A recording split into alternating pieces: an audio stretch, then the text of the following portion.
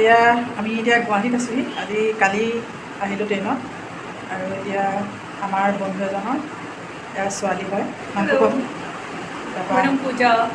এয়া গুৱাহাটীত এতিয়া দেখোন কি জেগাটো গুৱাহাটী দেখোন গুৱাহাটী 6 মাইল গুৱাহাটী 6 মাইলত আছোঁহি আমাৰ মানুহজন আকৌ ডাইৰেক্ট লৈ গ'লগৈ বোলো অকণমান এই লগত ভিডিঅ' এটা কৰি থওঁ এই মাকৰ গা ভাল নাই হেৰিটো কি হয় কি ৰহমান হস্পিটেলত আছে ৰহমান হস্পিটেলত আছে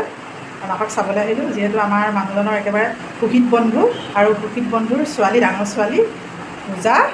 আৰু এওঁ কিহত কৰা তুমি মই এতিয়া পাণ্ডু কলেজত সোমাই আছোঁ চাকৰি কৰি আছোঁ এতিয়া তেওঁ মানে ডিব্ৰুগড় যাবলৈ আছে মই অকণ ভিডিঅ' কৰি লওঁ তোমাৰ লগত যে ইয়ালৈ আহিছোঁ বুলি এটা চিন্তা থাকি যাব